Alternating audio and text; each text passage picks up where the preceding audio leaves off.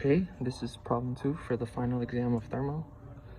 It says change one of the increments, one of the temperature increments to 50. I chose the 450 to become 550, and for the kilopascals, I chose 6,000 kilopascals, and I changed it to 7,000 kilopascals.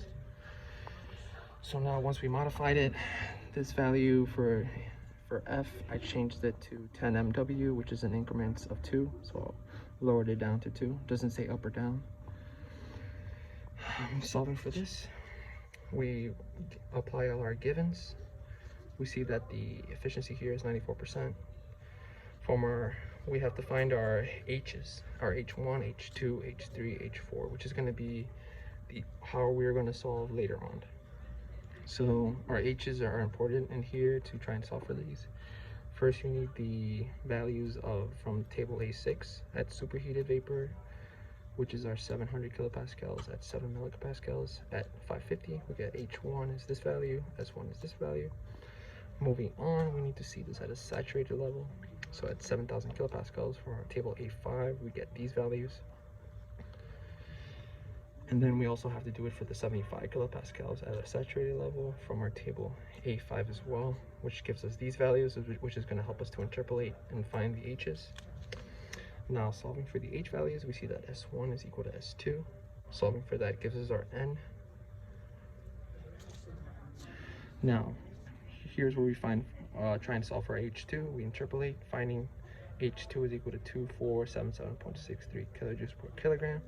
That's our first H that we found. We have our H1 up here.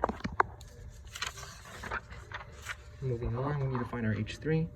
We use this equation to try and find, so the thermal efficiency, we know that it's at 94%. We need to find this H2 prime in order to find out what our H3 is in the future. Solving for this, we get H2 prime is 2540.86 kilojoules per kilogram. To find our H3, we interpolate again. This is at the T-sat of 75 kilopascals, so this value in here. Solving for our H3, we get 231.64 kilojoules per kilogram. Since it is an isentropic process, now we need to solve for S3 and S4 to find T4. Luckily for us, S3 and S4 are the same.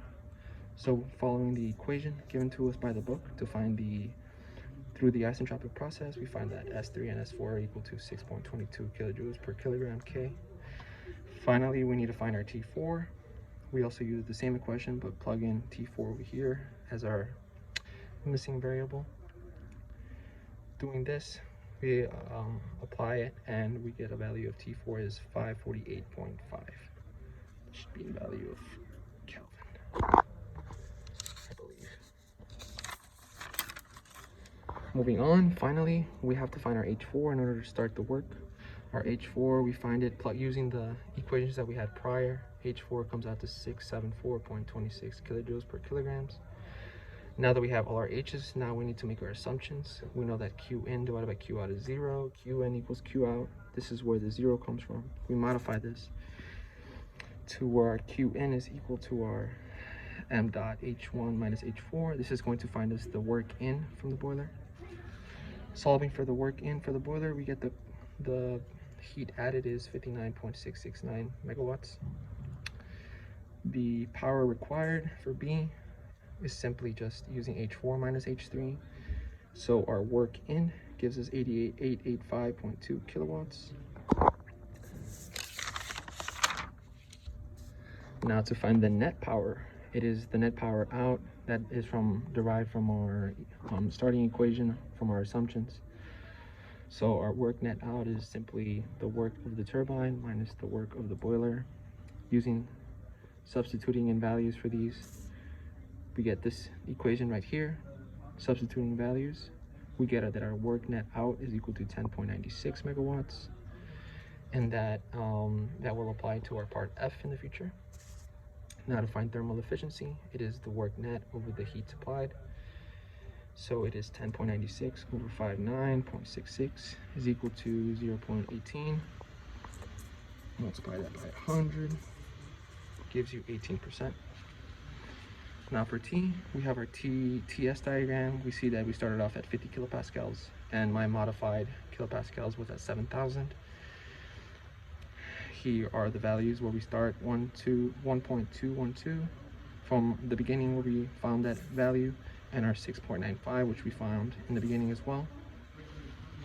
We see that there is a process from state 1 to state 2, from 50 kilopascals to 7,000 kilopascals, moving over to state 3, and then moving to from 3 to 4, where S3 and S4 are the same.